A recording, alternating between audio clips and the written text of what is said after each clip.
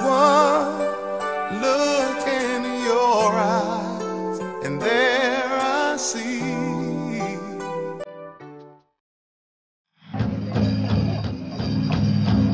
Oh yeah, oh yes, yes, yes.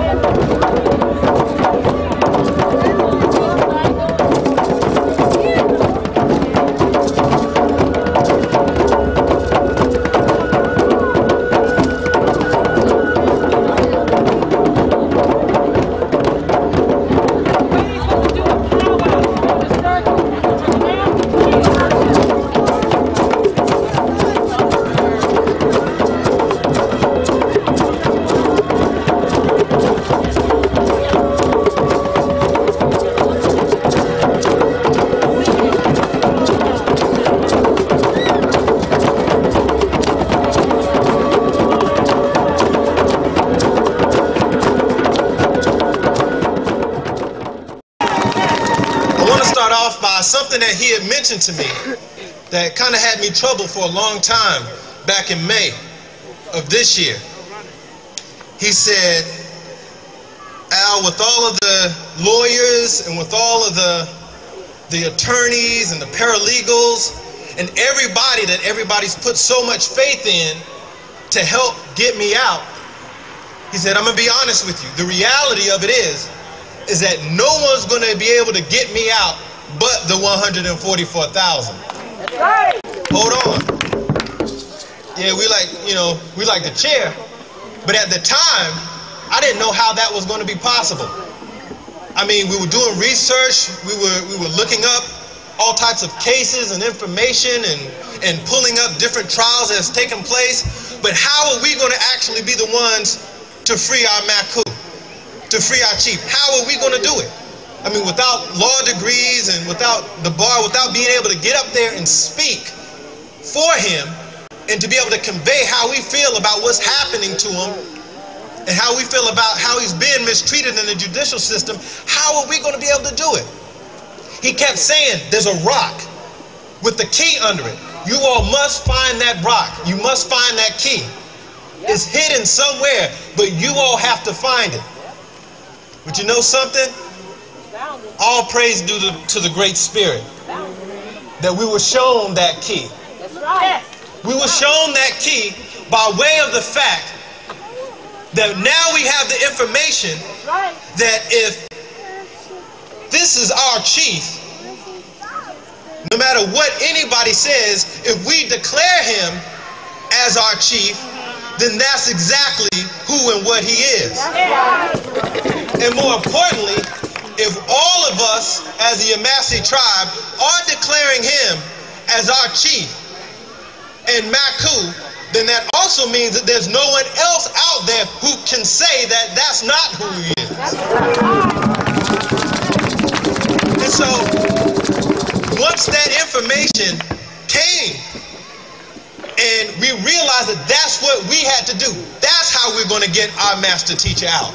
By declaring him as who and what he is, and that we all recognize him as the chief of our tribe. And he also let down legal avenues for us to express that so that we can enforce his inalienable rights to whereas it can never be taken away again. But yeah, it's okay. They have him in New York right now. If those of you who don't have the address, you should get the address. You can get it inside of the Brown Mare, because he wants letters each and every single day so that they know that they have a chief, a Native American locked up there. You follow that? Have him locked up there against his rights. But he's there, supposedly under a mental evaluation. Right? But you know what? That's okay, because they thought Jesus was crazy too. They thought Moses was crazy. They thought Muhammad was crazy. They thought Osceola was crazy. They thought Sitting Bull, Chief Joseph, Chief Washaki, Red Cloud, they thought all of them were crazy, so why should we think that our chief will be treated any differently? You understand? But he's coming home real soon, and that's the message he wants to convey to everyone.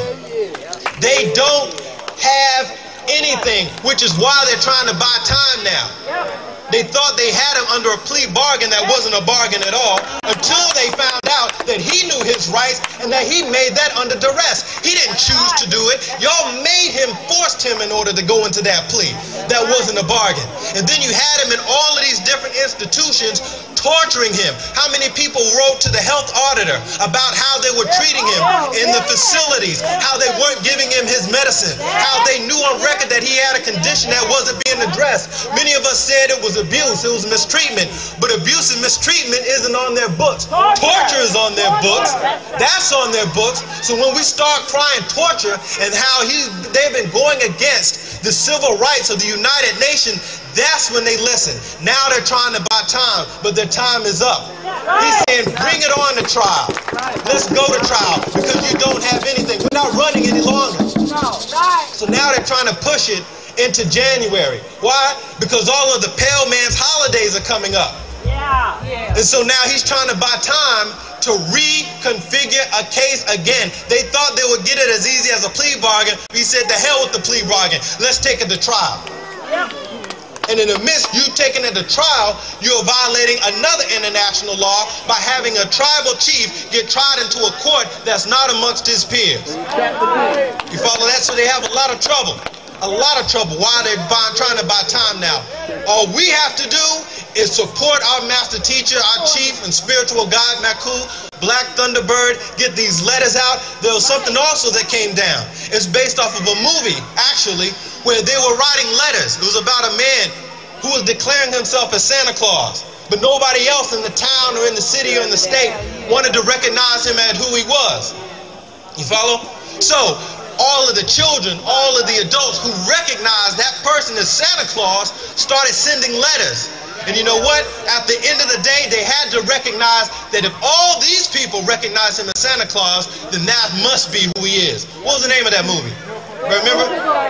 Miracle on 34th Street, right? We're about to make a miracle happen right here on Wahana.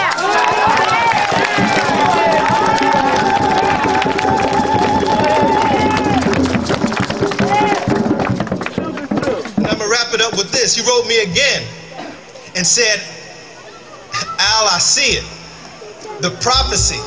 Let me let you know what the prophecy is. All back in Right Knowledge, even before then, as Asaru Allah, we have said that in year 2000, the devil's rule was going to be up. Then we got taught about the anomaly that created a 3-year offset of every decade, which brought it into 2003, which is really the year 2000. That's the end of the devil's rule. But for this whole time, we couldn't see how the devil's rule was going to end. If we're honest, we didn't see. Is it going to be a miracle? How is this going to happen? But he said to me that the day that I walk outside of that prison, onto my own land, onto my own indigenous land, at that very moment, I will be free. And if I'm free, you all are free. If we're all free, that is the end of the devil's rule.